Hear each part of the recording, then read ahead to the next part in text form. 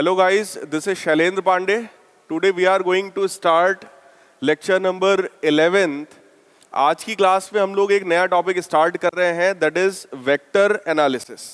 हम लोग previous class में काइनेमेटिक्स के बारे में पढ़ रहे थे. काइनेमेटिक्स में एक कॉन्सेप्ट होता है आपका रिलेटिव मोशन का. तो रिलेटिव मोशन अच्छे से समझ में आए इसके लिए हम लोग को वेक्टर एनालिसिस अच्छे से आना चाहिए. तो आज की क्लास की स्टार्टिंग में कर रहा हूँ वेक्टर से. इस पर बेस्ड कुछ जो क्वेश्चंस आए हैं वो भी करेंगे. बहुत फंडामेंटल चैप्टर है. इस चैप्टर का यूज फिजिक्स में जो आपके 11th के चैप्टर्स हैं और जो 12th के चैप्टर्स हैं सभी में लगातार होता रहता है. और बहुत सारे क्वेश्चंस वेक्टर के बेसिस पर आप इजीली सॉल्व कर सकते हैं. मतलब ये एक इजी मेथड भी हो सकता है. हालांकि मैथमेटिक्स में भी आप लोग वेक्टर पढ़ेंगे लेकिन वो थोड़ा एक अलग डायरेक्शन में जाता है. फिजिक्स में जो वेक्टर है वो एक अलग डायरेक्शन में जाता है. ठीक है, तो एक एक करके मैं वेक्टर के बारे में सारी चीज बता रहा हूं. मैंने आप लोगों को ये बताया था कोई भी जो फिजिकल क्वांटिटी होती है उसकी डेफिनेशन होती है कि फिजिकल क्वांटिटी को हम मेजर कर सकते हैं. दो तरह का आपने पढ़ा था, फंडामेंटल क्वांटिटी या डिराइव्ड क्वांटिटी. उसी फिजिकल क्वांटिटी के दो टाइप्स डायरेक्शन के बेसिस पर है. On basis of direction, direction के बेसिस पर इसके दो टाइप्स कौन कौन से हैं? बहुत सिंपल, सबको पता होगा आई होप. सबसे पहला टाइप है इसका स्केलर क्वांटिटीज और दूसरा है वेक्टर क्वांटिटीज. स्केलर क्वांटिटीज वो होती हैं जिनके पास सिर्फ और सिर्फ मैग्नीट्यूड होता है. Those quantities which have only magnitude are known as scalar quantities, but the quantities having magnitude as well as direction, magnitude के साथ साथ जिनके पास डायरेक्शन भी हो उनको हम लोग कहते हैं वेक्टर क्वांटिटीज. इसका एक और अच्छा डेफिनेशन भी है. वेक्टर क्वांटिटीज का मतलब होता है मैग्नीट्यूड हो, डायरेक्शन भी हो. तीसरी एक कंडीशन और होती है जिसको जनरली इग्नोर कर दिया जाता है, वो ये है कि this quantity must follow vector addition rules. Vector को ऐड करने के कुछ स्पेसिफिक रूल्स हैं जिसको आज आप लोग पढ़ेंगे. पहले भी शायद आप लोग ने पढ़ा होगा. उन रूल्स को भी फॉलो करना चाहिए, तभी हम कहेंगे कि ये क्वांटिटी वेक्टर है. अदरवाइज एक तीसरी यहाँ पे कैटेगरी और है जिसको हम लोग कहते हैं टेंसर क्वांटिटीज. इसका मतलब physical quantity on basis of direction देखा जाए तो स्केलर, वेक्टर और टेंसर, तीन तरह की क्वांटिटीज हो सकती हैं. टेंसर आउट ऑफ सिलेबस है इसलिए बहुत ज्यादा बात नहीं किया जाता है, लेकिन हल्का हिंट मैं उसके लिए भी आपको दूंगा. स्केलर क्वांटिटीज के पास सिर्फ मैग्नीट्यूड है, वेक्टर के पास मैग्नीट्यूड के साथ साथ डायरेक्शन भी है. और ये जो थर्ड क्वांटिटी है टेंसर, ये ऐसी क्वांटिटीज होती हैं जिनके पास मैग्नीट्यूड है, डायरेक्शन भी हो सकता है, लेकिन ये वेक्टर के एडिशन लॉ को फॉलो नहीं करती हैं. जैसे एग्जाम्पल के तौर पे अगर मैं स्केलर क्वांटिटीज का एग्जाम्पल आपसे पूछूं तो जल्दी जल्दी बताओ भाई.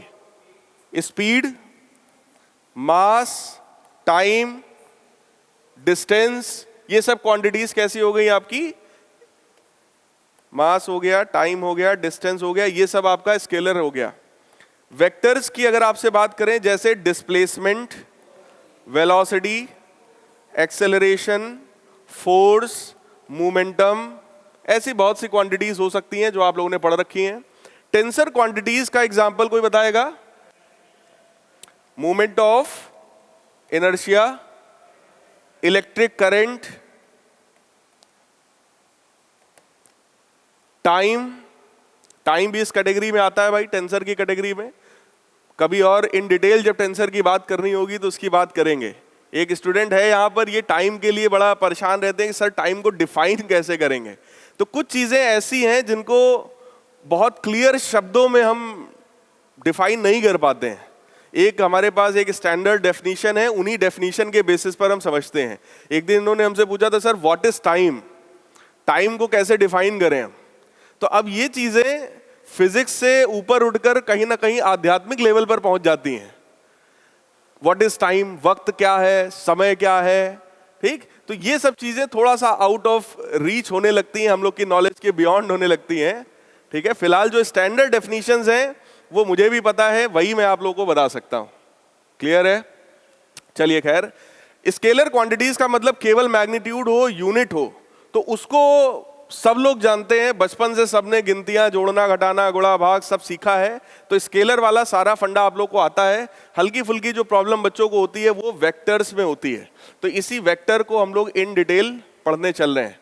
वेक्टर का रिप्रेजेंटेशन हमेशा एक एरो से होता है। एरो के स्टार्टिंग पॉइंट को हम लोग क्या बोलते हैं? टेल ऑफ द वेक्टर, और एंडिंग पॉइंट को हम लोग बोलते हैं हेड ऑफ द वेक्टर। किसी भी वेक्टर क्वांटिटी के पास दो चीजें होती हैं। सबसे पहला होता है इसका मैग्नीट्यूड, और दूसरी चीज है इसका डायरेक्शन। मैग्नीट्यूड का मतलब होता है लेंथ ऑफ द एरो, इस एरो की लंबाई। अगर ये ए वेक्टर है फॉर एग्जांपल, तो उसको इस सिंबल से रिप्रेजेंट किया जाता है। आप ए लिखिए, ऊपर ऐसा एरो बना दीजिए, ये ए वेक्टर का सिंबल हो गया। इसका ये जो लेंथ होता है, this length is known as magnitude. Magnitude को केवल ए लिख दोगे तो भी ठीक है, या फिर इसी को मॉड के अंदर आप लिख दोगे इस तरीके से, तो भी इसको हम मैग्नीट्यूड समझते हैं। बहुत सिंपल चीजें हैं, बहुत बेसिक से बता रहा हूं। डायरेक्शन का मतलब क्या है? डायरेक्शन का मतलब होता है किसी भी वेक्टर का positive direction of x axis. ये देखिए एक्स एक्सिस का पॉजिटिव डायरेक्शन है। Positive direction of x axis से ये जो एंटी क्लॉकवाइज एंगल थीटा होता है, this angle represents its direction. तो वेक्टर के पास कितनी चीजें हैं भाई? दो चीजें हैं। मैग्नीट्यूड मतलब लेंथ ऑफ द एरो, और डायरेक्शन का मतलब anti clockwise angle from positive direction of x axis. Is it clear? ठीक है, चलिए आगे बढ़ते हैं। अब सबसे फंडामेंटल चीज, हम लोगों ने वेक्टर के बारे में पढ़ लिया, वेक्टर क्या होता है। तो वेक्टर के कई सारी कैटेगरी है, वेक्टर के कई सारे टाइप्स हैं। सबसे पहला वेक्टर आपके पास है इक्वल वेक्टर्स। सबसे पहली कैटेगरी हमारे पास है इक्वल वेक्टर्स। तो ऐसे वेक्टर्स जिनका मैग्नीट्यूड और डायरेक्शन दोनों सेम हो। ऐसे वेक्टर्स जिनका मैग्नीट्यूड और डायरेक्शन दोनों सेम हो, उसको हम लोग कहते हैं इक्वल वेक्टर। वेक्टर के पास सिर्फ दो ही चीजें हैं, मैग्नीट्यूड और डायरेक्शन। तो इक्वल वेक्टर का मतलब एक हिसाब से हो गया जुड़वा, एकदम एक जैसा। ठीक, तो मैग्नीट्यूड भी वही होना चाहिए, उसका डायरेक्शन भी वही होना चाहिए, तब हम कहेंगे कि ये दो वेक्टर्स जो हैं they are equal to each other. Is it clear? दूसरा टाइप हमारे पास है ऑपोजिट वेक्टर्स।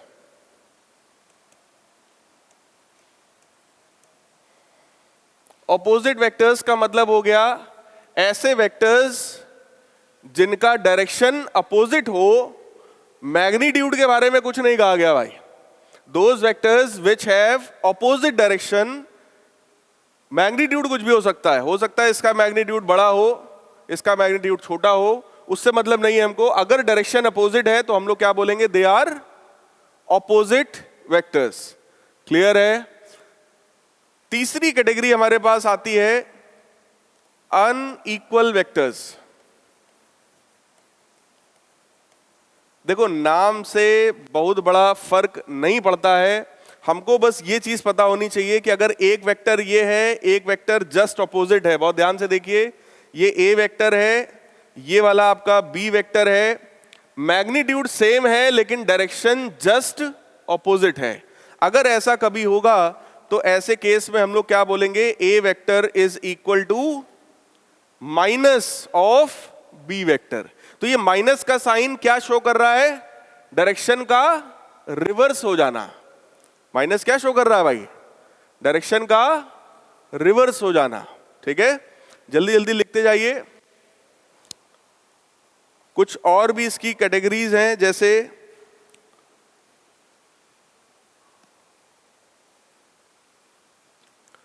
चौथा एक टाइप और आ जाता है जो बच्चों को कंफ्यूज कर देता है, पोलर वेक्टर्स। कोई बताएगा व्हाट इज पोलर वेक्टर? और एक है axial vector. Polar vector and axial vector, कोई बताएगा पोलर क्या होता है? हेड और टेल।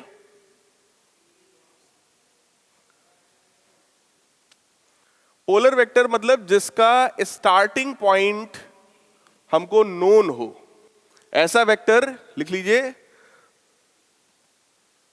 पोलर में लिखिए vector which has a starting point is called polar vector. जैसे आपका displacement vector, velocity vector, force vector, ऐसा वेक्टर जिसका कुछ ना कुछ स्टार्टिंग पॉइंट है और हमको पता है, वो कहलाता है आपका पोलर वेक्टर। ठीक है, डिस्प्लेसमेंट, वेलोसिटी, फोर्स कुछ भी हो सकता है। एग्जाम्पल के तौर पर एक्सियल वेक्टर का मतलब हो गया ऐसा वेक्टर जिसका स्टार्टिंग पॉइंट हमको नहीं पता है। डेफिनेशन लिखिए जल्दी से। एक्सियल वेक्टर में the vector which represent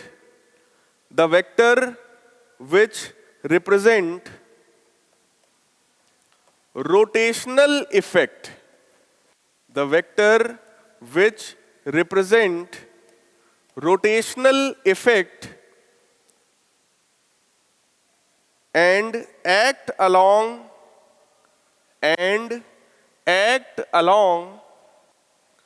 axis of rotation and act along axis of rotation. Example, angular velocity, torque, angular momentum. Angular velocity, torque, angular momentum. देखो इन दोनों में डिफरेंस क्या है?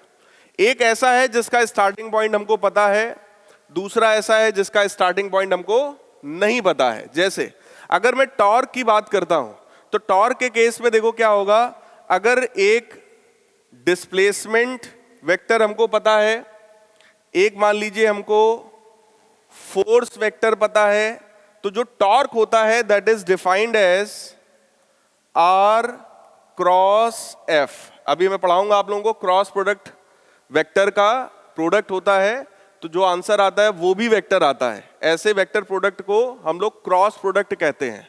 ठीक है, तो सिंपल शब्दों में अगर बोला जाए तो टॉर्क का मतलब हो गया फोर्स इनटू परपेंडिकुलर डिस्टेंस, या फिर यहां जो मैंने लिखा है डिस्प्लेसमेंट इनटू फोर्स, इस तरीके का। यहां पे अगर इसका डायरेक्शन देखा जाता है तो उस डायरेक्शन का कोई स्टार्टिंग पॉइंट हमको पता नहीं होता है।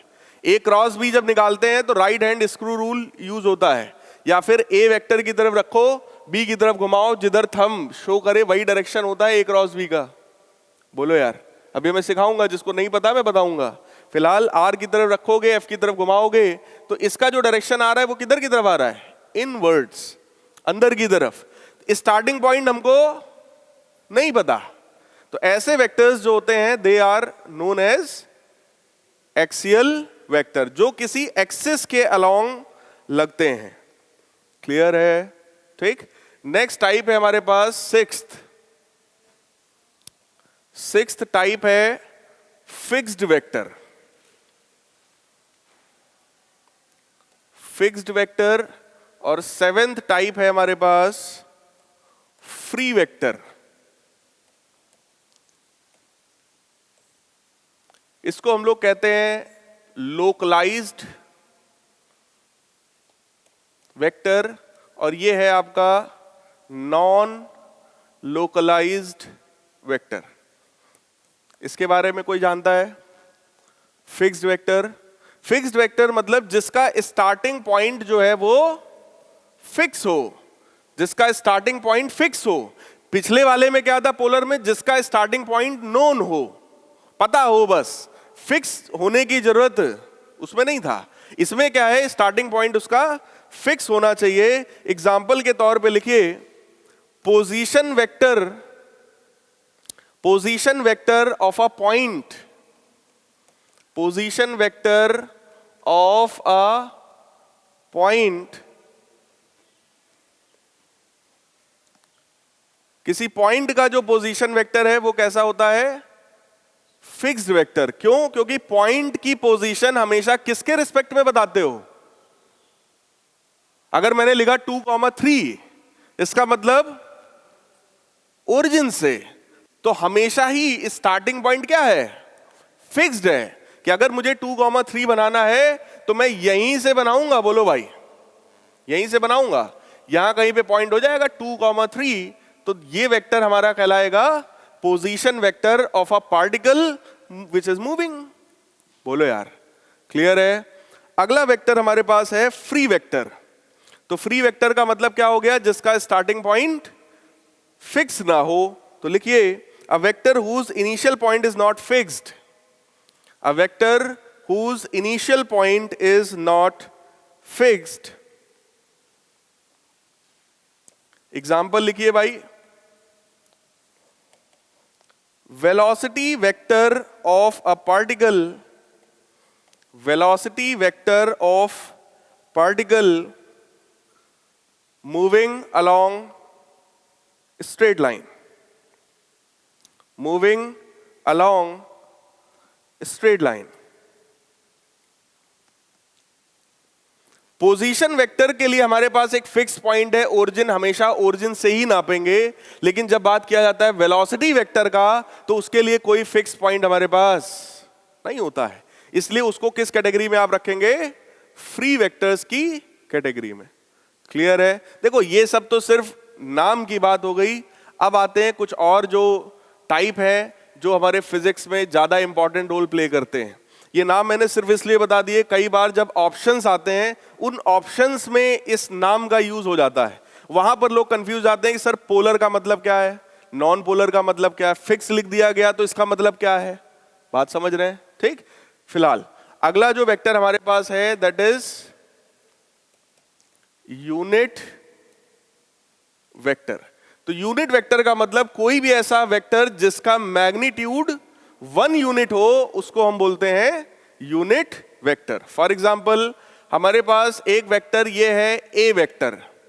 अगर मैं आपसे कहूं कि इसी वेक्टर की डायरेक्शन में, इसी वेक्टर की डायरेक्शन में कोई ऐसा वेक्टर बताओ जिसका मैग्नीट्यूड 1 यूनिट हो, तो इस तरह का ये जो वेक्टर होता है, ये वेक्टर आपका यूनिट वेक्टर कहलाता है। उसको हम लोग रिप्रेजेंट करते हैं ए कैप से। ए वेक्टर है, इसका मैग्नीट्यूड कुछ भी हो सकता है, 2 यूनिट, 5 यूनिट, 10 यूनिट, 2.5 यूनिट, कुछ भी हो सकता है। लेकिन अगर यूनिट वेक्टर की बात कर रहे हैं तो मैग्नीट्यूड हमेशा कितना होगा? 1 यूनिट। क्लियर?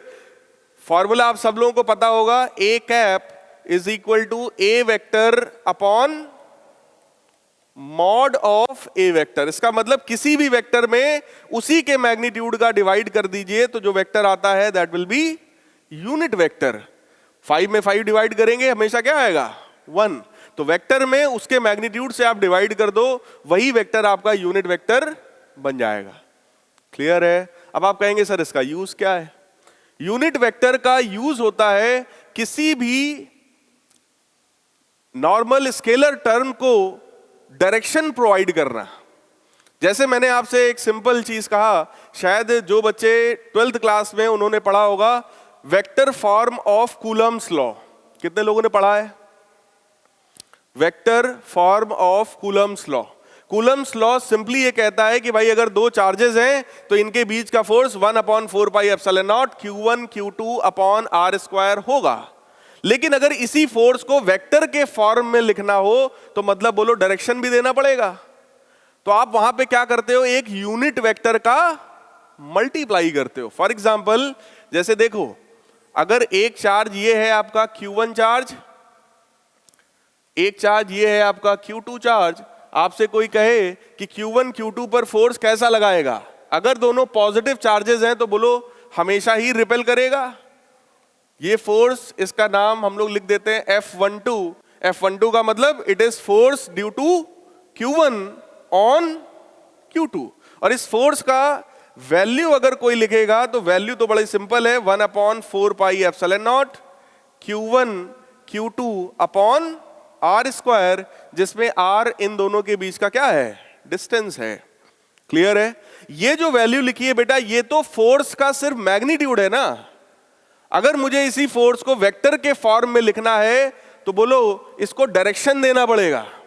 डायरेक्शन देने के लिए हमेशा हम लोग मल्टीप्लाई किससे करते हैं?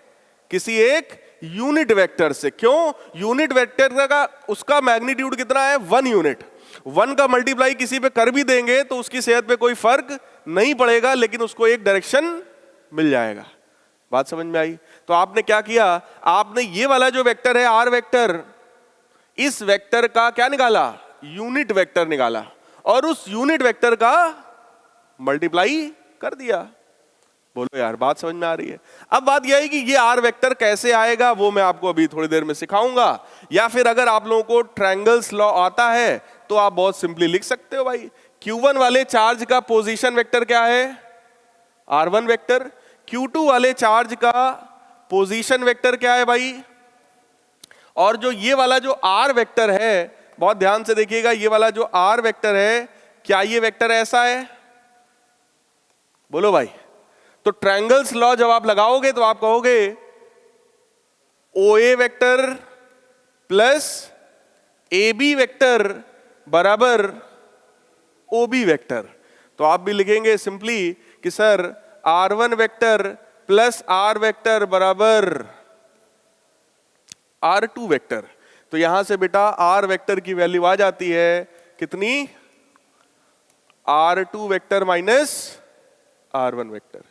Any doubt? वो वैल्यू आप उठा के यहां पे रखते हो और फिर सॉल्व करते हो। तो मेरा कहना इतना था, सिर्फ यूनिट वेक्टर एक ऐसा वेक्टर है जिसका मैग्नीट्यूड 1 यूनिट है। इसका यूज होता है किसी नॉर्मल क्वांटिटी को, किसी मैग्नीट्यूड वाले टर्म को डायरेक्शन प्रोवाइड करना। जैसे बहुत सारे क्वेश्चंस आपसे बनते हैं, एक वेक्टर ए वेक्टर दे दिया, एक वेक्टर बी वेक्टर दे दिया, आपसे कहा इन दोनों वेक्टर के परपेंडिकुलर कोई यूनिट वेक्टर बताओ। तो जब भी यूनिट वेक्टर का नाम ले लेंगे तो तुरंत आपको ये चीज आपके दिमाग में आ जानी चाहिए। क्वेश्चन कैसे करेंगे अभी मैं बताता हूं आपको। क्लियर है भाई? इसी यूनिट वेक्टर की एक कैटेगरी हमारे पास और है, orthogonal. Orthogonal unit vectors. Orthogonal का मतलब है परपेंडिकुलर टू ईच अदर, एक दूसरे के परपेंडिकुलर। और 3 डायरेक्शंस जो एक दूसरे के परपेंडिकुलर हैं वो बोलो हम सबको पता है, एक्स वाई एंड जेड। तो इन तीनों डायरेक्शन में एक एक वेक्टर हम लोग मान लेते हैं, वही वेक्टर आपके यूनिट वेक्टर्स कहलाते हैं। एक्स डायरेक्शन में एक वेक्टर मैंने लिया जिसका मैग्नीट्यूड कितना है? 1 यूनिट, इसका नाम है आई कैप। वाई डायरेक्शन में एक वेक्टर लिया 1 यूनिट का, जे कैप। सिमिलरली जेड डायरेक्शन में हमने लिया, इसका नाम है के कैप। Is it clear? ये जो 3 वेक्टर्स हैं they are known as orthogonal unit vectors. Orthogonal मतलब perpendicular to each other. Clear? इन 3 वेक्टर्स का काम भी बड़ा अच्छा है, बड़ा इंपॉर्टेंट काम है। अभी आप लोगों ने इसका यूज प्रीवियस क्लासेस में किया भी था। अगर मैं आपसे कहूं 3 यूनिट का कोई ऐसा वेक्टर बताओ जो एक्स डायरेक्शन में हो, तो आप सबने उस दिन कहा था 3 आई कैप। 3 यूनिट तो मैग्नीट्यूड है, आई कैप क्या रिप्रेजेंट कर दिया? उसका डायरेक्शन। तो ये हो गया 3 आई कैप। आपसे कहा जाए कि भाई कोई पॉइंट है ऐसा, यहां पर पॉइंट है, इसका कोऑर्डिनेट है 4,5। अब इसके लिए अगर मुझको कोई वेक्टर रिप्रेजेंट करना है, कोई पोजीशन वेक्टर बनाना है, तो उस पोजीशन वेक्टर की वैल्यू बोलो भाई क्या आएगा? 4 आई कैप प्लस 5 जे कैप। इसका मतलब जितना भी आप लोग कोऑर्डिनेट मैथ्स में पढ़ रहे हो, इस समय आप सब लोग कोऑर्डिनेट ज्योमेट्री पढ़ रहे हैं मैथ्स में, ठीक? कोऑर्डिनेट मैथ्स में आप जितना भी पढ़ रहे हो उन सब को बोलो वेक्टर में कन्वर्ट किया जा सकता है। हो सकता है कोऑर्डिनेट का कोई क्वेश्चन वेक्टर की मदद से सिंपली सॉल्व हो जाए, या वेक्टर का कोई क्वेश्चन कोऑर्डिनेट की मदद से इजीली सॉल्व हो जाए। अब ये प्रेजेंस ऑफ माइंड आपका होगा कि आप किस मेथड से उसको सॉल्व करोगे। ऐसा ही तीसरी चीज भी आपने पढ़ना शुरू कर दिया है, कॉम्प्लेक्स नंबर। आज सर ने थोड़ा मोड़ा आपको कॉम्प्लेक्स नंबर के बारे में बताया था, z = x + iy। वो जो z = x + iy है वो भी कहीं ना कहीं इन्हीं कैटेगरीज में जाता है। तो आपके पास 3 टॉपिक्स होते हैं, वेक्टर, कोऑर्डिनेट और कॉम्प्लेक्स। ये तीनों इंटर रिलेटेड हैं। अगर तीनों को आप अच्छे से रिलेट करना सीख गए तो शायद कोई क्वेश्चन वेक्टर का बहुत इजीली आप कॉम्प्लेक्स से सॉल्व कर ले जाएं, कॉम्प्लेक्स का क्वेश्चन वेक्टर की अंडरस्टैंडिंग से इजीली सॉल्व हो जाए। बात समझ रहे हैं? तो ये इंटर रिलेट करने का काम आप लोगों का है। फिलहाल ऑर्थोगोनल यूनिट वेक्टर्स क्लियर है? ठीक है। अब देखो भाई, इसका मतलब ये हो गया कि किसी भी वेक्टर को, कोई भी वेक्टर हमारे पास अगर है, फॉर एग्जाम्पल ये एक्स एक्सिस है भाई, ये आपका वाई एक्सिस है, इधर कहीं पर जेड एक्सिस है, और अगर आप लोगों ने कोई भी एक जनरल सा एक ये वेक्टर बनाया, ये, तो इस वेक्टर को हम लोग हमेशा आई कैप, जे कैप और के कैप के टर्म्स में लिख सकते हैं। वी कैन राइट इट, क्या लिख सकते हैं भाई इसको हम लोग?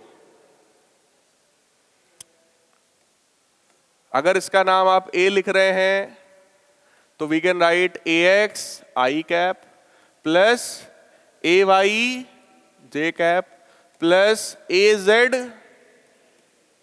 के कैप।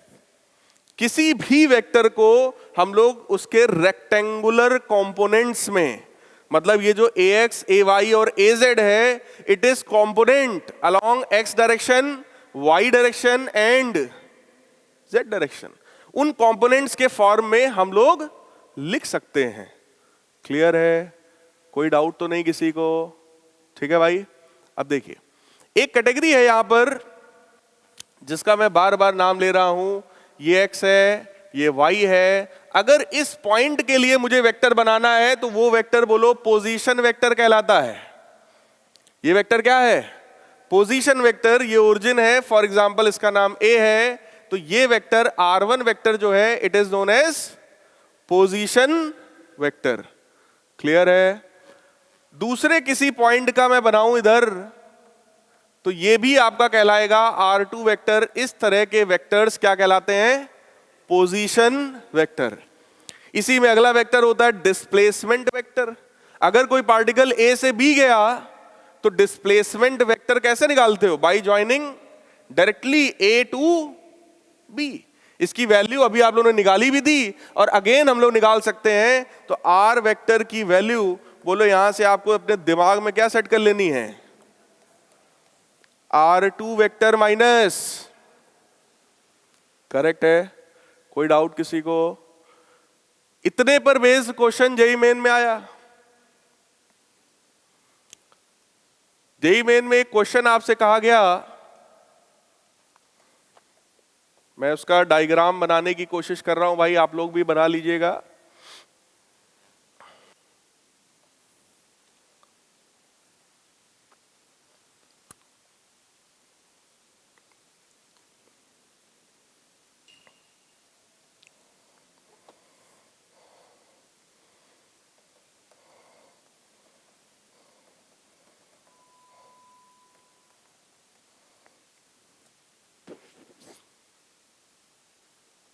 ये क्यूबॉइड आपके सामने है, ठीक? आपसे कहा गया एक पॉइंट है, ये वाला जो फेस है, ये वाला जो फेस है, इसका सेंटर है ए पॉइंट, ठीक? और एक सेंटर है ये वाला जो साइड है बी वेक्टर। आपसे पूछा गया ये बताओ, इसकी वैल्यू बताओ।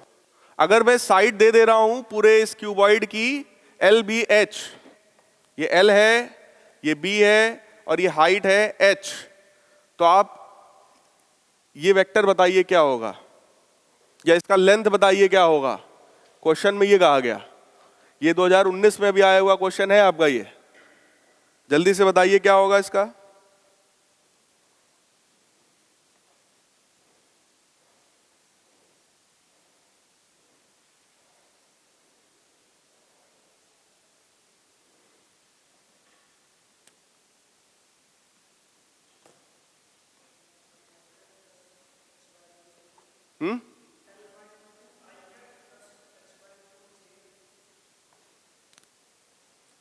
कितने लोग कर ले जाएंगे इसको? नहीं कर पाएंगे? देखो बहुत सिंपल सा क्वेश्चन है, क्वेश्चन में कुछ नहीं है, उन्होंने अटेम्प्ट कर भी लिया। आप लोग इसको वेक्टर के मेथड से करो। आपसे कहा गया ये लेंथ बताइए, लेंथ समझ रहे हो, ये कमरा भी एक क्या है, क्यूबॉइड है, ठीक। एक ये साइड है जिसका सेंटर पॉइंट वहां पर होगा, और एक ये वाली पूरी फेस है, इसका सेंटर ऑफ पॉइंट यहां कहीं होगा। आपसे कहा गया उधर से इधर एक लाइन मिलाई गई, इस लाइन की लेंथ बताओ भाई। अब सोचो इसको कैसे सॉल्व किया जाए। इस पॉइंट का अगर आपसे कोऑर्डिनेट पूछा जाए, अगर ये ओरिजिन है तो बताओ भाई उस पॉइंट का कोऑर्डिनेट क्या होगा। इस पॉइंट का कोऑर्डिनेट बोलिए, L/2 comma L/2 comma B/2 comma Z coordinate कितना, 0। नहीं समझ में आ रहा है क्या? अरे भाई अगर इस पूरे साइड का ये सेंटर पॉइंट है, वो ओरिजिन है, तो क्या बताओगे, L/2 कॉमा B/2, H की वैल्यू 0। इसके लिए अगर बात किया जाए तो, उस वाले पॉइंट के लिए बात किया जाए तो X कोऑर्डिनेट कितना, 0। Very good. Y कोऑर्डिनेट कितना, कितना, B/2, और Z कोऑर्डिनेट कितना, H/2। करेक्ट है। अब इसको तुम्हारा मन है वेक्टर से सॉल्व करो, तुम्हारा मन है कोऑर्डिनेट से सॉल्व करो। अगर आप वेक्टर से सॉल्व करना चाहते हैं तो आपको क्या निकालना पड़ेगा, OB vector minus OA vector. कुछ समझ में आ रहा है? तो अगर आपसे मैं कहूं कि ये जो वेक्टर है, लेट अस सपोज ये R वेक्टर है, इसकी वैल्यू कितनी होगी, तो क्या आएगा आंसर। पहले OB वेक्टर बताओ, L/2 I cap plus B/2 J cap, this minus OA vector कितना आएगा, B/2 J cap plus H/2 K cap. इसको अगर हम लोग डिफरेंस वो करते हैं, सब्ट्रैक्ट करते हैं, तो B/2 से B/2 कैंसिल हो गया, L/2 I cap minus H/2 K cap. ये आया हमारे पास वेक्टर। बोलो यार, इस वेक्टर की लंबाई पूछी जा रही है। किसी भी वेक्टर की लेंथ क्या होती है, अंडर रूट I वाले का स्क्वायर, I के कोफिशिएंट का स्क्वायर, और J के कोफिशिएंट का स्क्वायर, और K के कोफिशिएंट का स्क्वायर। सिंपली ऐड कर दीजिए। बोलो यार, कर पाओगे? सिंपल है। हाँ जी,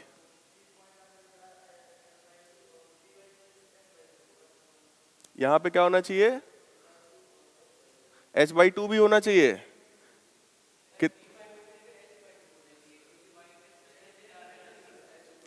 एक मिनट। इनके कहने का मतलब है, अच्छा ये है L, ये है B, और बाहर है H, ऐसा मैं बोल रहा हूं, ठीक है। मैंने क्या लिखा है, L, अच्छा इसको Z वाले को B लिख दिया है, ना ना ना ना,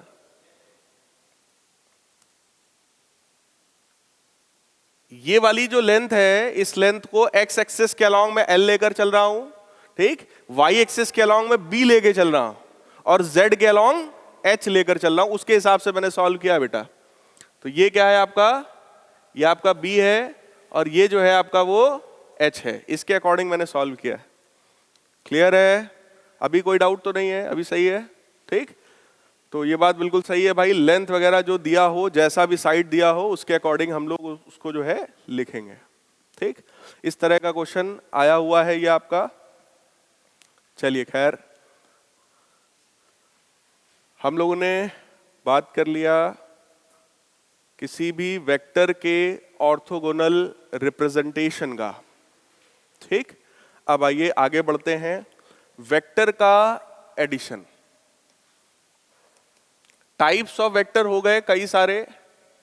अब आता है एडिशन ऑफ वेक्टर। किसी भी वेक्टर को ऐड करने के लिए सबसे पहला लॉ है हमारे पास triangles law of vector addition. ये लॉ कहता है अगर ये ए वेक्टर है, ये वाला बी वेक्टर है, दोनों को मुझे ऐड करना है, तो ऐड करने के लिए क्या करेंगे, बी के टेल को ए के हेड से जोड़ देंगे। जैसे ही जोड़ेंगे ये डायग्राम चेक करो, कुछ ऐसा बनेगा। ये ए वेक्टर है, ये बी वेक्टर है, तो रिजल्टेंट होता है फर्स्ट पॉइंट को लास्ट पॉइंट से मिलाने वाली लाइन। तो ट्रायंगल्स लॉ बहुत सिंपली देखो, लैंग्वेज से मतलब नहीं है इसलिए मैं लैंग्वेज नहीं लिखा रहा हूं, otherwise if the tail of second vector is joined to the head of first vector, then line joining initial point to the final point will be the resultant vector. Is it clear? Simple है। इसके tell को इसके head पे रख दीजिए और फिर initial point को आखिरी वाले पॉइंट से मिला दीजिए, यही वेक्टर आपका कहलाएगा रिजल्टेंट वेक्टर। रिजल्टेंट का मतलब यहां पर सिंपली है A vector plus B vector. Any doubt in this? ठीक, अगला देखिए भाई। अब अगर मोर देन 2 वेक्टर्स हो, जैसे ये आपका पहला वेक्टर है ए वेक्टर, ये वाला आपका दूसरा वेक्टर है बी वेक्टर, इस बार 3 वेक्टर्स है हमारे पास ऐड करने के लिए, तो इस बार यही लॉ थोड़ा सा अपडेट हो जाएगा भाई। ये पहला वेक्टर, ये वाला दूसरा वेक्टर, मैंने क्या किया, इसके टेल को इसके हेड पर रखा, तो अब क्या करेंगे, इसके टेल को बी के हेड पर रखेंगे। जैसे ही रखेंगे चेक करो ऐसा बन जाएगा। तो अब रिजल्टेंट क्या हो जाएगा भाई, इनिशियल पॉइंट को फाइनल पॉइंट से जोड़ देंगे। पिछली बार ट्रायंगल बना था इसलिए ट्रायंगल्स लॉ, इस बार क्वाड्रिलेटरल बन रहा है या पेंटागन भी आगे बन सकता है, इसलिए इन जनरल इसका नाम हम क्या रखते हैं, पॉलीगन्स लॉ। पॉलीगन्स लॉ के through we can add number of vectors. Any doubt? ठीक, अब देखो यार, अगर एक वेक्टर और होता, देखो अगर एक चौथा वेक्टर और होता तो हम क्या करते, अगर एक चौथा वेक्टर और होता तो हम इसको बोल देते रिजल्टेंट। पांचवा वेक्टर मान लो एक और होता, तो अब ये वाला रिजल्टेंट, और अगर छठवां वेक्टर भी होता तो अब रिजल्टेंट क्या हो गया, रिजल्टेंट हो गया यहां पर 0। It means if on adding some vectors the initial point and final point coincide with each other, अगर ऐड करने पर इनिशियल और फाइनल पॉइंट दोनों कोइंसाइड कर जाएं, एक ही पॉइंट पर आ जाएं, तो ऐसे में रिजल्टेंट क्या होता है भाई, 0 होता है। Any doubt in this? Clear? तो बहुत सिंपल है, ये ए वेक्टर है आपका, ये बी वेक्टर है आपका, और ये सी वेक्टर है, ए बी सी। रिजल्टेंट कितना होगा, ए प्लस बी प्लस सी 0। क्लियर है? लिख डालिए जल्दी से, आगे बढ़ा जाए। ये जो 2 लॉज मैंने आपको बताए, ये दोनों लॉज एनालिटिकल लॉ थे, सॉरी थ्योरेटिकल लॉ थे। सीधे सीधे आपको रूल बता दिया गया, इसको इससे मिलाओ हो जाएगा। ठीक, लेकिन अगर वेक्टर्स का मैग्नीट्यूड बढ़ा दिया जाए, एक वेक्टर हो जाए 2 किलोमीटर का, एक हो जाए 5 किलोमीटर का, और फिर आपसे कहा जाए रिजल्टेंट निकालो, तब विजयनगर से घंटानगर पूरा एकदम लेके दौड़ेंगे फीता, वो पॉसिबल नहीं हो पाएगा। ठीक, तो ऐसे केसेस में हमको किसी फॉर्मूले की जरूरत है, या फिर लेंथ को छोटा भी कर दें तो भी प्रॉब्लम हो जाएगी भाई।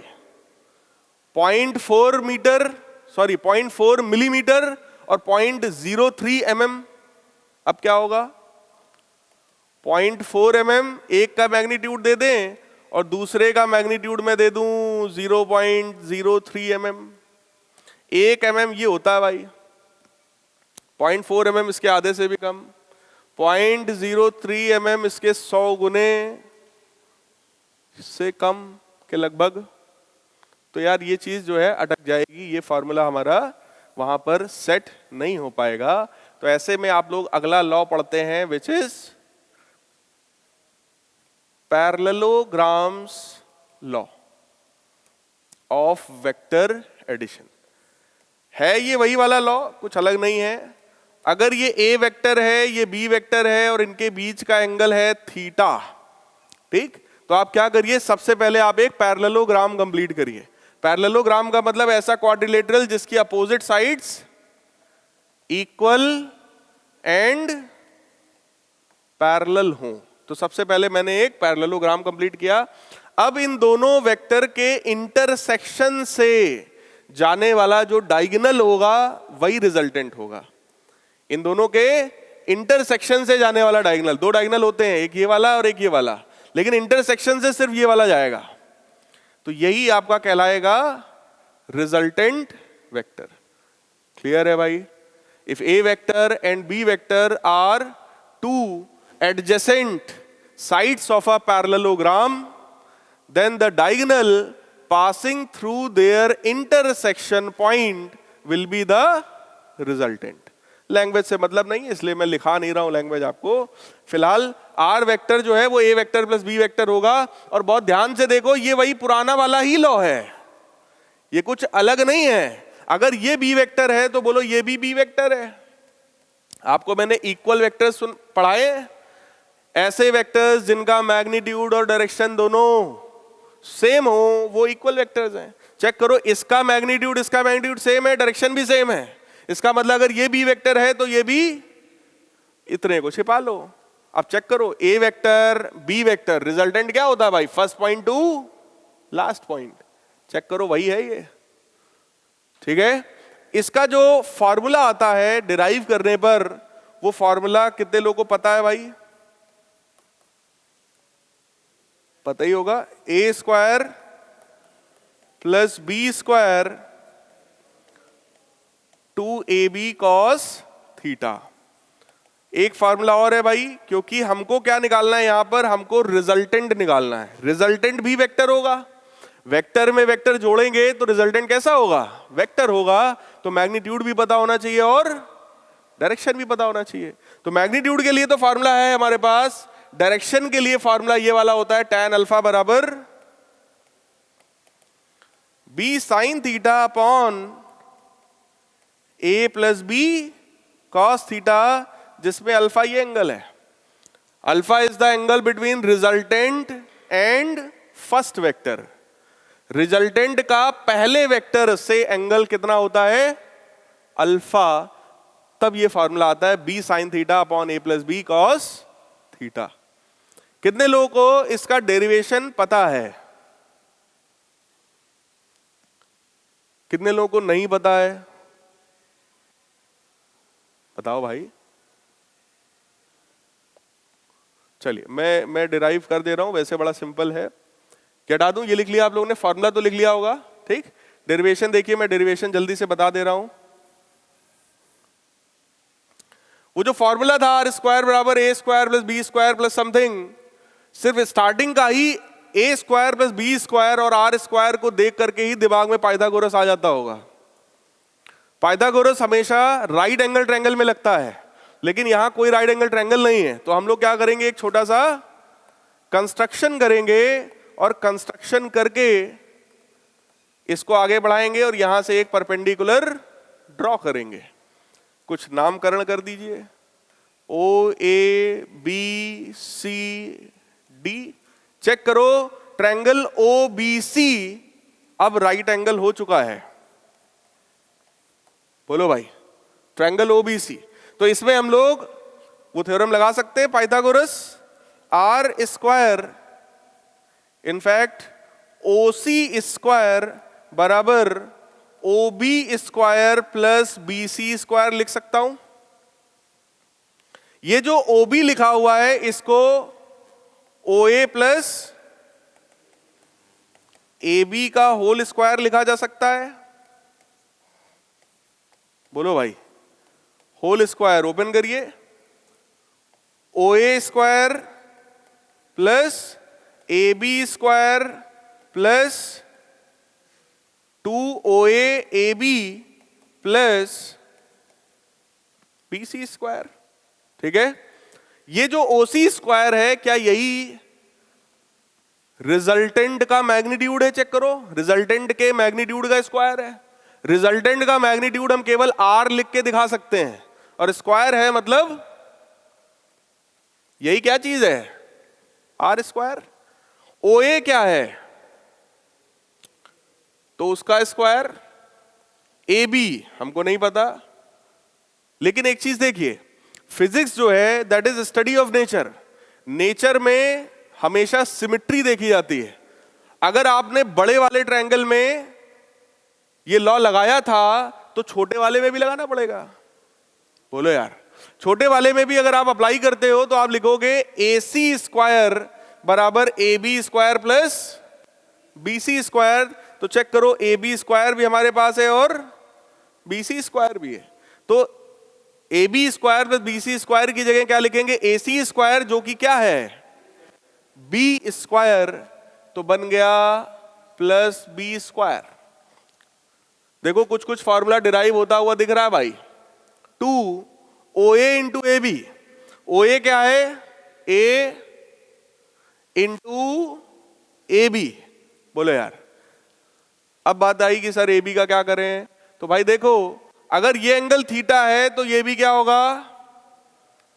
ये जो ट्रायंगल है ABC, ट्रायंगल ABC, इसमें हम लोग कॉस थीटा लगा सकते हैं। कितना होता है?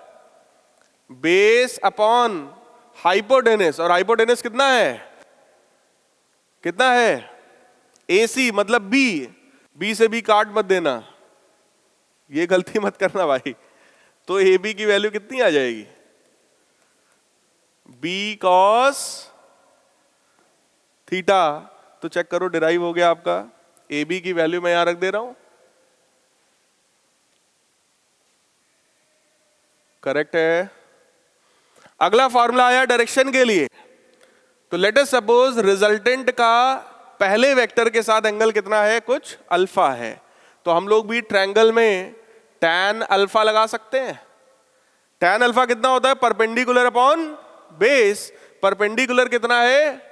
BC, और बेस कितना है? OB। OB को क्या लिख सकते हैं? OA plus AB। OA कितना है? A, और AB कितना है? कितना है भाई? B cos theta. अभी मैंने कहा था फिजिक्स में सिमिट्री चलती है। cos थीटा लगाया है तो ट्रायंगल में sin थीटा भी इन्वॉल्व किया जा सकता है। sin थीटा आपने लगाया, क्या आएगा? Perpendicular upon hypotenuse. परपेंडिकुलर कितना है बेटा? BC, हाइपोटेनस है B।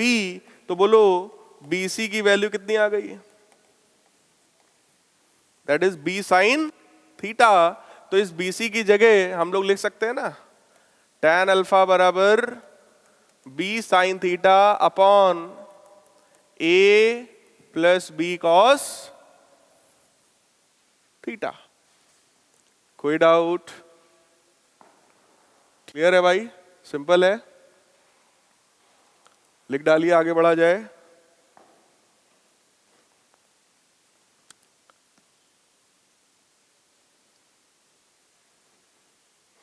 पैरेललोग्राम्स लॉ का यूज करके हम लोग दो वेक्टर्स को बहुत इजीली ऐड कर सकते हैं। मोर देन 2 वेक्टर्स हो तो भी अप्लाई किया जा सकता है, लेकिन उतना मजेदार नहीं है। मोर देन 2 वेक्टर्स हो तो उसके लिए एक अगला मेथड मैं आपको सिखा रहा हूं, वो अप्लाई किया जाएगा। ठीक है, आगे बढ़ा जाए। अच्छा भाई, मैंने आप लोगों को ये सिखाया, अगर ये वेक्टर है f वेक्टर, अगर ये वेक्टर है fx वेक्टर, और ये वाला वेक्टर है let us suppose fy vector. In general x direction में इसलिए नाम मैंने लिख दिया fx वेक्टर, y डायरेक्शन में इसलिए नाम लिख दिया fy वेक्टर, और ये वाला था एफ वेक्टर। कोई डाउट तो नहीं है? अगर ट्रायंगल्स लॉ अप्लाई करें इसमें तो क्या हम लोग ऐसा लिख सकते हैं कि जो एफ वेक्टर है that is equal to F x vector plus F y vector. इसका मतलब क्या हुआ? एफ एक्स वेक्टर और एफ वाई वेक्टर को जोड़ने पर क्या आता है? F vector. तो अगर मैं आपसे कहूं कि इस एफ वेक्टर को तोड़ो और इसके दो कंपोनेंट्स बताओ, इसके दो पार्ट्स बताओ, तो सबसे बेस्ट आंसर क्या होगा? अगर 2 + 3 5 होता है तो 5 को दो पार्ट्स में अगर तोड़ना है तो सबसे बेस्ट आंसर क्या है? 2 और 3। बोले यार वैसे 1 और 4 भी हो सकता है, लेकिन मैंने क्या कहा? बेस्ट आंसर कौन सा है? तो अगर आपको सामने साफ साफ दिख रहा है कि एफ एक्स और एफ आई को जोड़ने पर एफ आया, तो इसी एफ को अगर मैं तोड़ूंगा तो एफ एक्स और एफ वाई आ जाएगा। ये एफ एक्स क्योंकि एक्स डायरेक्शन में है इसलिए इसको हम लोग क्या बोलते हैं? It is x component of the vector F. ये क्या चीज हो गई? It is x component of F vector. और ये वाला वाई डायरेक्शन में है इसलिए y component of F vector. कोई डाउट? रिजल्टेंट का पहले वेक्टर के साथ एंगल हम लोग ने क्या माना था? अल्फा। अगर मैं इस ट्रायंगल में कॉस अल्फा बनाऊं तो वैल्यू कितनी आएगी? F x upon F. तो बोलो एफ एक्स की वैल्यू क्या आई बेटा? F cos alpha. और अगर इसी में साइन अल्फा अप्लाई किया जाए परपेंडिकुलर अपॉन हाइपोटेन्यूज, तो क्या ये एफ वाई अपॉन एफ आ जाएगा? तो एफ वाई की वैल्यू कितनी आएगी? अरे यार ये मिसप्रिंट है भाई। क्यों? कई बार हम लोग के मन में पढ़ाते समय इतने विचार होते हैं कि मन में चल रहा होता है, सही बोल रहा हूं मुंह से, लेकिन हाथ अपने आप चल रहा है थीटा में। तो थोड़ा मोड़ा भाई समझ लेना यार, बच्चा है, बच्चे से गलती हो सकती है। F cos alpha and F sine alpha. तो कहने का मतलब क्या हुआ? अगर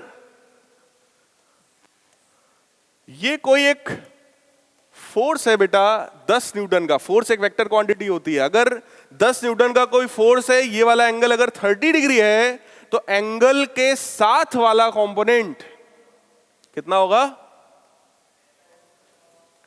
10 cos 30 डिग्री। और जो बच गया वो 10 sin। कुछ समझ में आई बात? एफ पता है, एंगल पता है, एंगल के साथ वाला कंपोनेंट क्या हुआ? F cos alpha. और जो बच गया वो एफ साइन अल्फा। तो हमेशा दिमाग में रखिएगा, जब भी कंपोनेंट करिएगा हमेशा दिमाग में इस बात को रखना, सबसे पहले 90 डिग्री ढूंढना उस डायग्राम में। 90 डिग्री के सामने वाला साइड क्या होता है? हाइपोटेनस। तो आप कहेंगे सर हाइपोटेनस पता है, एंगल पता है, तो एंगल के साथ वाला कंपोनेंट क्या हुआ? कॉस वाला। और जो बच गया वो साइन वाला। कोई डाउट? तो सबसे पहले क्या ढूंढना है? हाइपोटेनस। हाइपोटेनस मतलब 90 डिग्री के सामने वाली साइड। इसमें भी बहुत लोग गलतियां करते हो भाई। आगे बढ़े। यही 10 न्यूटन ऐसा दिया हो और ये वाला एंगल इस बार 60 गिवन हो, तो अब बताओ भाई ये कंपोनेंट क्या होगा? इट इज 10 cos 60 और ये वाला 10। तो ये चीज दिमाग में बिल्कुल मत रखिएगा कि एक्स डायरेक्शन में कॉस वाला और वाई डायरेक्शन में साइन वाला, ऐसा कोई नियम नहीं है। ये जो मैंने पूरा आपको सिखाया है इसके ऊपर हेडिंग लिखिए, कंपोनेंट्स ऑफ वेक्टर या रेजोल्यूशन ऑफ वेक्टर। वेक्टर को रिजॉल्व करना या वेक्टर के कंपोनेंट्स करना। ठीक? तो इसी को बोला जाता है रेजोल्यूशन ऑफ वेक्टर।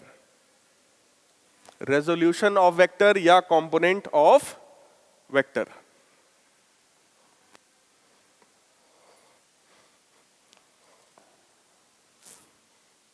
अब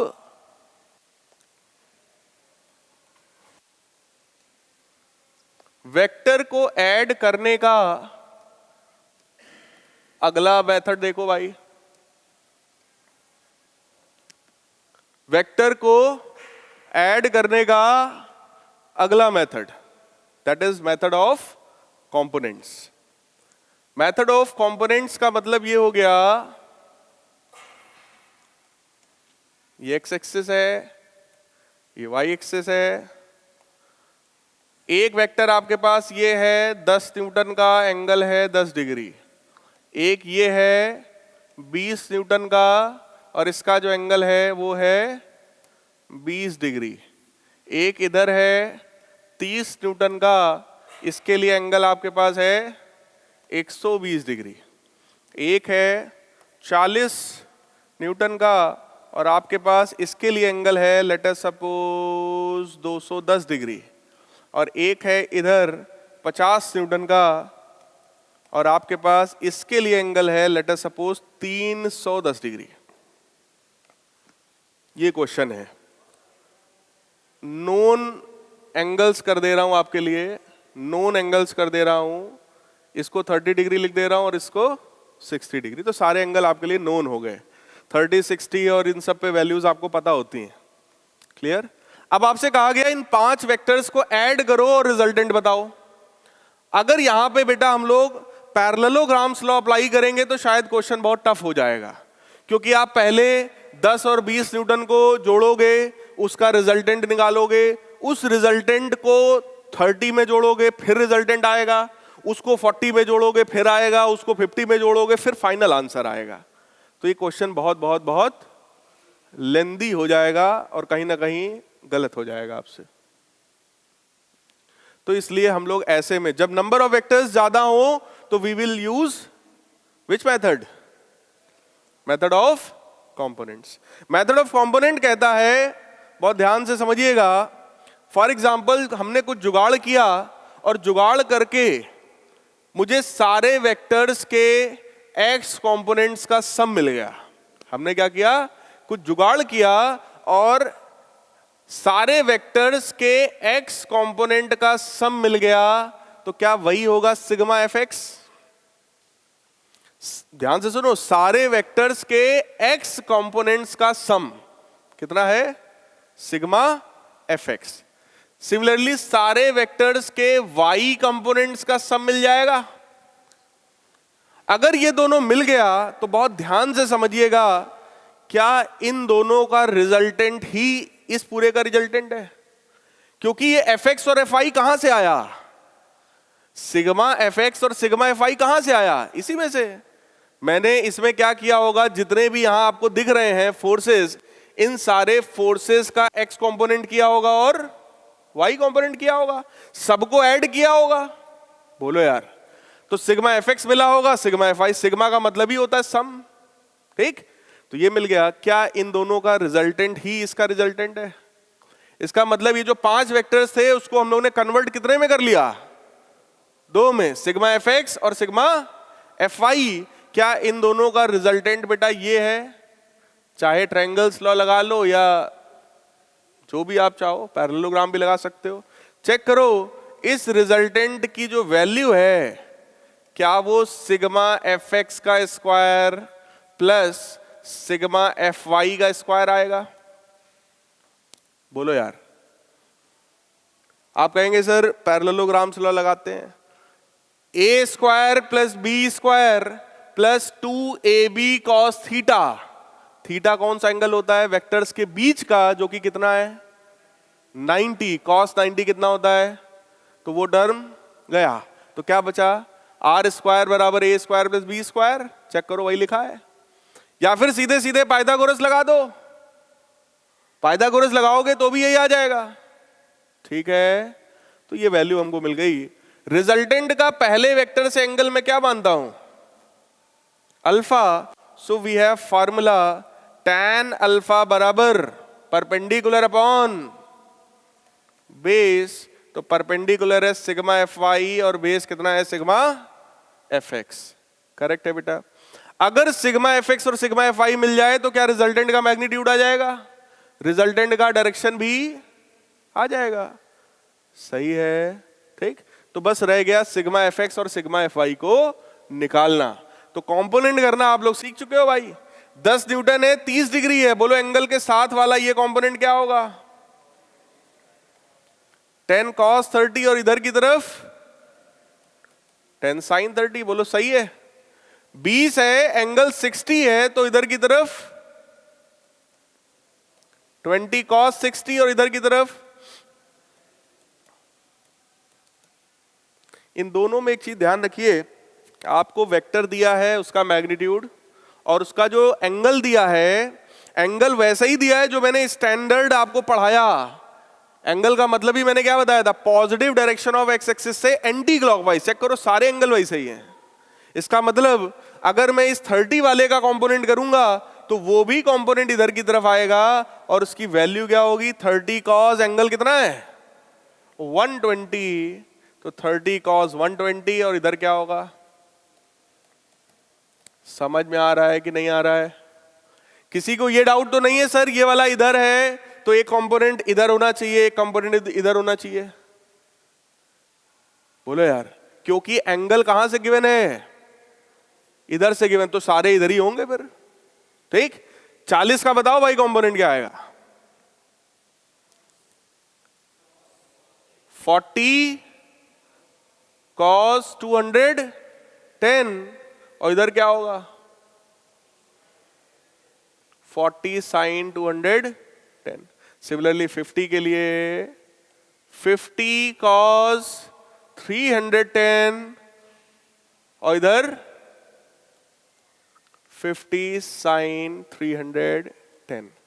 तो सिग्मा एफ एक्स क्या है? Sum of all these. Sigma F Y क्या है? Sum of all these. बोलो यार, ये सम कर पाओगे? cos 120 निकाल पाएंगे? cos 180 माइनस 60, विच क्वाड्रेंट? सेकेंड क्वाड्रेंट में cos कैसा? निगेटिव, तो माइनस cos 60। बोलो यार, तो -1/2। इसको निकाल लोगे cos 180 plus 30 degree, third quadrant cos कैसा होता है? निगेटिव, तो वहां भी माइनस cos 30 कर लोगे सब लोग। ये जो 310 है इसका मतलब क्या हुआ बेटा? 360 माइनस 50 या फिर 270 प्लस 40। तो इसको कुछ, ये तो आपको कहीं ना कहीं कैलकुलेटर से निकालना पड़ेगा, या फिर इसको अगर एक आइडियल केस बना दिया जाए तो 270 में 30 जोड़ो 300। इसको मैं 300 बना दे रहा हूं ताकि आपको कैलकुलेटर की जरूरत ना पड़े। अगर ये एंगल 300 डिग्री है तो ये भी क्या हो जाएगा? 300 हो जाएगा, और ये भी क्या हो जाएगा? 300 हो जाएगा। तो अब स्टैंडर्ड हो जाएगा आपके लिए। तो आप 300 को क्या लिखोगे? 360 माइनस 60। और फोर्थ क्वाड्रेंट है, फोर्थ क्वाड्रेंट में cos कैसा होता है? पॉजिटिव। तो वहां से सॉल्व कर लेंगे। कर पाओगे सब लोग? एक बार ट्राई करिएगा, थोड़ा सा कैलकुलेटिव दिखेगा आपको, बट ट्राई करिएगा। इससे आपके दिमाग में ये कॉन्सेप्ट सेट हो जाएगा कि अगर नंबर ऑफ वेक्टर्स हैं तो आप हमेशा क्या करो, उसका x कंपोनेंट्स निकालो, y कंपोनेंट्स निकालो, इसमें रख दो, you will get your answer. Clear? वही सेम इसी क्वेश्चन को अब थोड़ा सा दूसरे मेथड से अगर हम देखते हैं तो हम लोग इन एंगल्स को अपने हिसाब से तोड़ सकते हैं। अभी फिलहाल ये मेथड समझ में आ गया ना? सिंपल है, कॉस वाले एक तरफ हैं, साइन वाले सब एक तरफ हैं। इसी सेम क्वेश्चन को आप अपने हिसाब से कंपोनेंट करके भी सॉल्व कर सकते हो। 10 Newton angle 30 degree, 20 Newton angle 60 degree, 30 Newton angle 30 degree, 40 Newton angle 30 degree, 50 Newton ये वाला एंगल 30 डिग्री। तो इसके हिसाब से भी किया जा सकता है। इधर की तरफ कॉस, इधर की तरफ साइन। 20 के लिए भी इधर की तरफ कॉस, इधर की तरफ साइन। लेकिन 30 के लिए, ये 30 है, ये 30 डिग्री है, तो इधर क्या होगा? 30 cos 30 और इधर क्या होगा? बात समझ में आया? इस बार सारे एंगल इंडिविजुअल अलग अलग हैं, तो आप भी अब एंगल के हिसाब से कंपोनेंट करोगे, जो मैंने सिखाया था कि एंगल के साथ वाला कॉज और जो बच गया वो साइन। कर पाएंगे? किसी को कोई ऐसा बच्चा हो जिसको लग रहा हो ना कर पाए तो हाथ उठा दो भाई, जल्दी से मैं सॉल्व कर दूं। फिर कर लेंगे सब लोग। अब इस पर बेस्ड एक क्वेश्चन,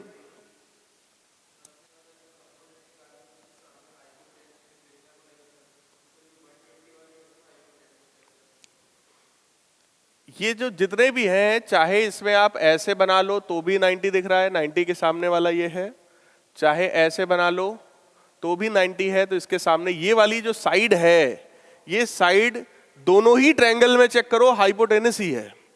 इसलिए यहां पर हम धड़ाधड़ लगाते चले गए कि एंगल के साथ वाला कॉज और जो बच गया वो साइन। क्लियर है भाई? ठीक, चलिए। लेकिन कई बार जैसे ऐसा भी होता है, बहुत ध्यान से देखिए, जैसे कोई ट्रायंगल ऐसा बना हुआ है कुछ, ठीक है, आप लोग जैसे उसमें नहीं, आपने अगर ध्यान दिया, यहाँ पे लिखा था मान लो 10 मीटर और ये एंगल था 30 डिग्री। बच्चों के मन में रहता है कि सर एंगल के साथ वाला कॉस, तो उन्होंने ध्यान नहीं दिया और खट से इसको लिख दिया 10 cos 30। जहां लिखा तुरंत ये क्या हो गया? गलत हो गया। बात समझ में आ रही है? इसका मतलब क्या हुआ बेटा?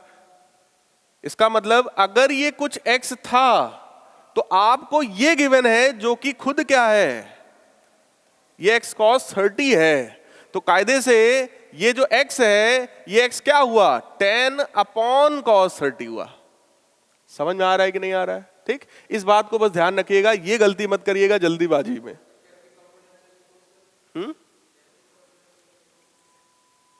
10 इसके कोई दिक्कत नहीं है।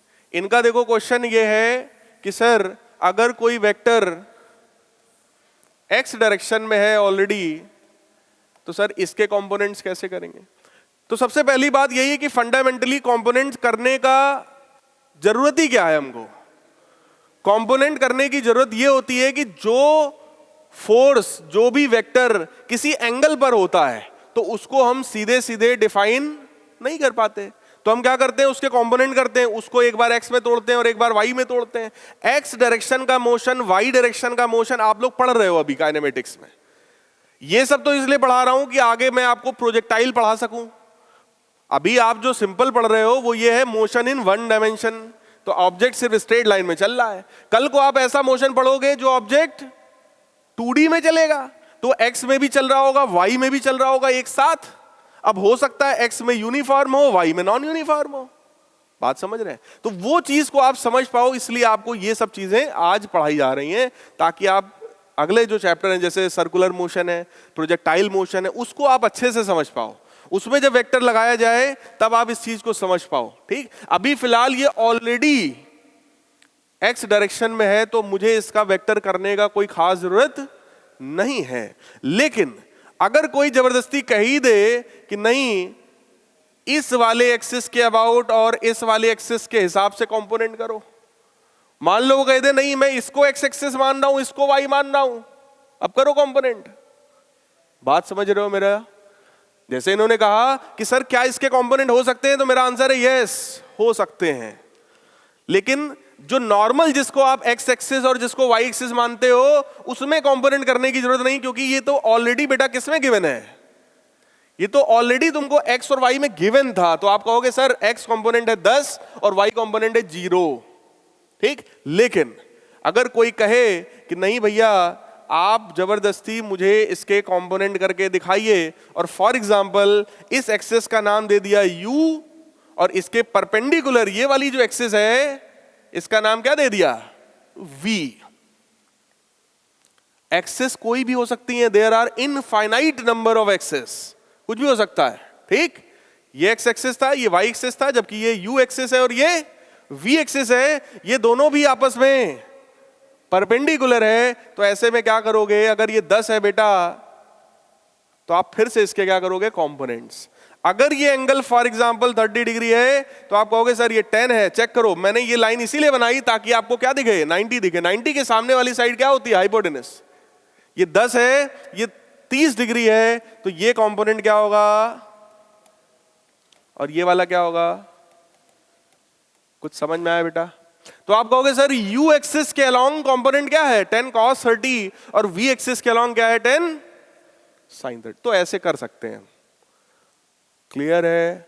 करेंगे हम लोग जब मोशन इन इंक्लाइंड प्लेन के अभी आप क्वेश्चंस करोगे, तब जो हम लोग कंपोनेंट करते हैं वो along incline and perpendicular to incline. जैसे ये है इंक्लाइंड प्लेन है, एंगल थीटा है, ये कोई ऑब्जेक्ट रखा है, तो इस ऑब्जेक्ट का वेट तो हमेशा किधर लगेगा? डाउनवर्ड्स। लेकिन अगर इस वेट के कंपोनेंट करने हैं, आप खुद सोचो, ये तो ऑलरेडी वाई डायरेक्शन में, तो कंपोनेंट करने की जरूरत ही नहीं है। लेकिन अगर फिर भी हमें कंपोनेंट करना है तो फिर हम प्लेन के परपेंडिकुलर और प्लेन के अलोंग कंपोनेंट करते हैं। तो ये एंगल थीटा है तो ये भी थीटा होता है, इसलिए हम लिखते हैं ये क्या हो जाएगा, this is m g cos theta, और ये हो जाएगा हमारा m g sine theta. Any doubt? तो कंपोनेंट आप किसी भी डायरेक्शन में कर सकते हो, ठीक है? फिलहाल मैं आप लोगों को एक क्वेश्चन करा रहा था, वो क्वेश्चन लिखिए जल्दी से। क्वेश्चन है the greatest and least resultant of, लिखिए question, the greatest and least resultant of two forces, the greatest and least resultant of two forces acting at a point R, acting at a point R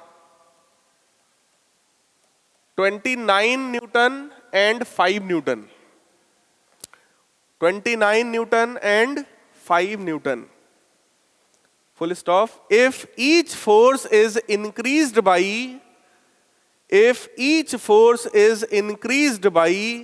3 Newton, if each force is increased by 3 Newton, find resultant of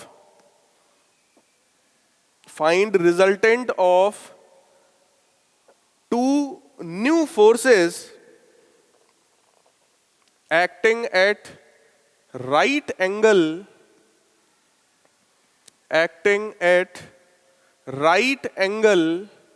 to each other।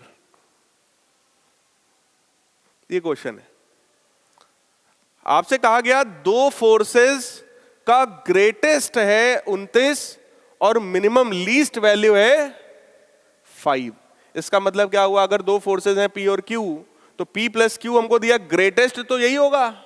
सोचो यार, मान लो दो vectors हैं, एक vector ये है, एक vector ये है, ये A है, ये B है, ये एंगल है थीटा, ठीक? तो रिजल्टेंट जो आता है, बहुत ध्यान से सोचो, जो रिजल्टेंट आता है वो है कितना, a square plus B square plus 2ab cos theta.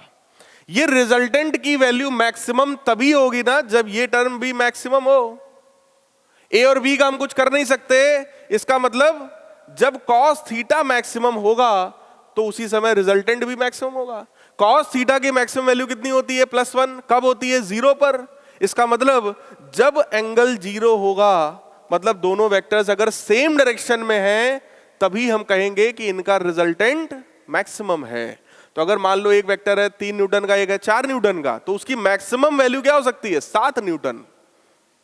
बोलो यार, वो भी 7 न्यूटन कब होगा, जब एंगल 0 हो। तो मैंने उसी चीज को डायरेक्टली यहां पे लिख दिया कि भाई P प्लस Q 29 है, P माइनस Q 5 है। जल्दी से P और Q बताओ।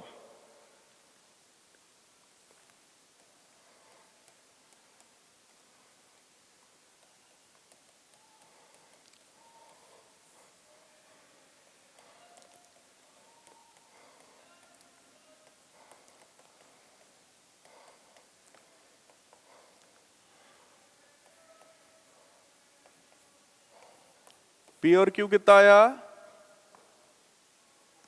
17 और 12, सही है। आपसे कहा गया if each force is increased by 3 units, 3 unit बढ़ा दो, तो ये वाला क्या बन जाएगा, कितना बन जाएगा, ये 20, और ये वाला क्या बन जाएगा, बोलो यार, 3 यूनिट बढ़ा दिया मैंने। आपसे कहा जा रहा है find out resultant of the new forces if they are acting at right angle, मतलब 90 डिग्री पर। 90 डिग्री पे अगर ये दोनों फोर्सेस हैं तो रिजल्टेंट बोलो कितना आएगा, कितना आता है?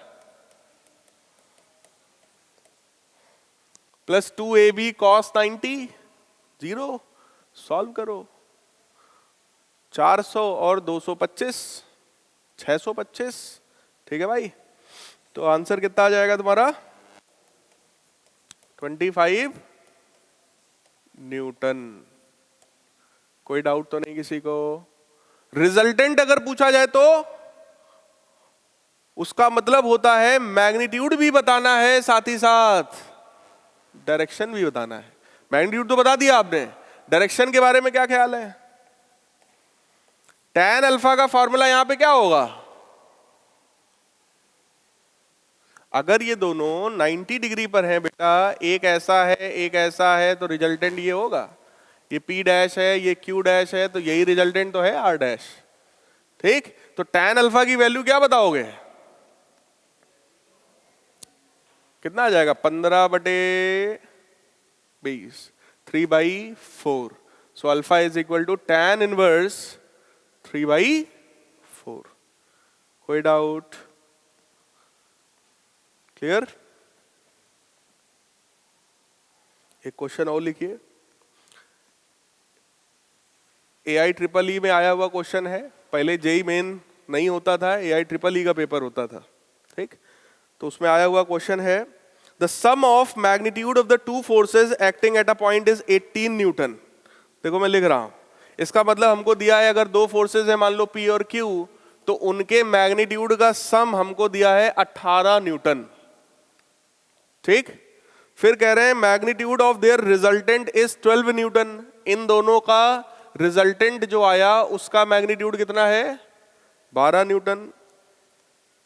If resultant makes an angle 90 degree with the force of smaller magnitude, आपको दिया जा रहा है अल्फा की वैल्यू कितनी? 90 डिग्री। कह रहे हैं if the resultant make 90 degree with the force of smaller magnitude, मतलब इन दोनों में से जिसका भी मैग्नीट्यूड स्मॉल है उसके साथ ये कितना एंगल बना रहा है? 90 बना रहा है। तो आपसे कह रहे हैं what are the magnitudes of the two forces. आपको P और Q की वैल्यू बतानी है। What is the value of P and Q? Question समझ में आ गया है? ये क्वेश्चन आप सभी लोग आराम से घर पे सॉल्व करिएगा। ठीक है, बहुत कठिन नहीं है।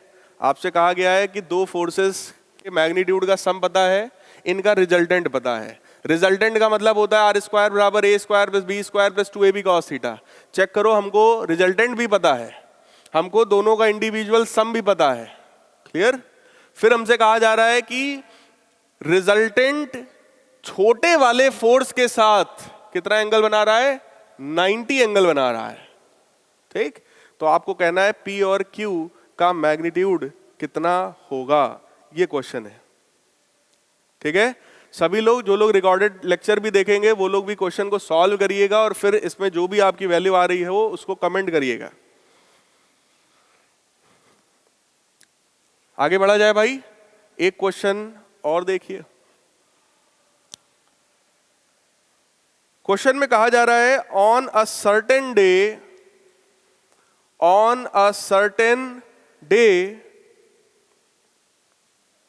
Rain was falling vertically. On a certain day, किसी दिन, rain was falling vertically with speed of rain was falling vertically with a speed of 35 meter per second. Rain was falling vertically with a speed of 35 meter per second. A wind started blowing after some time. Wind started blowing after some time with a speed of with a speed of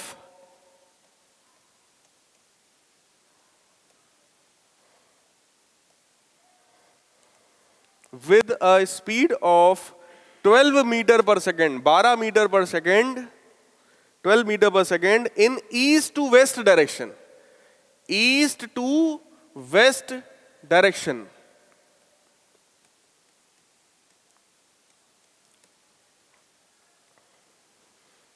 in which direction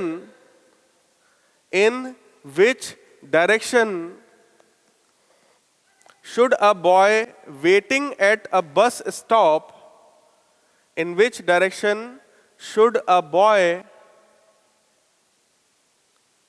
waiting at bus stop hold his umbrella, hold his umbrella?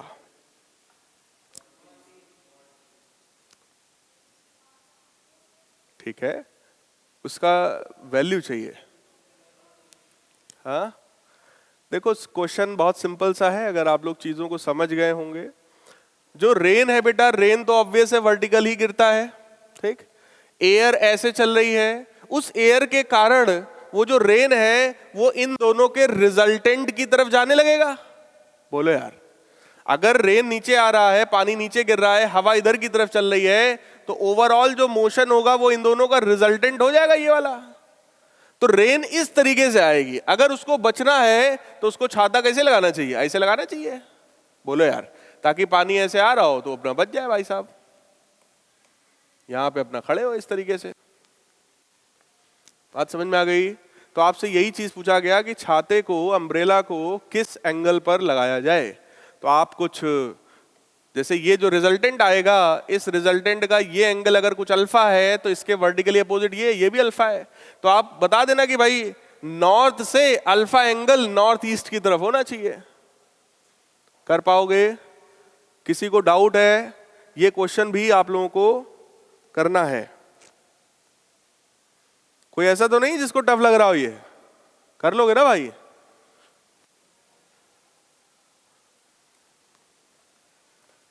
तो आज की class में vector यहीं तक रख रहा हूं। Next class में हम लोग वेक्टर का डिफरेंस प्रोडक्ट पढ़ेंगे और उस पर बेस्ड क्वेश्चंस भी करेंगे। Thank you guys.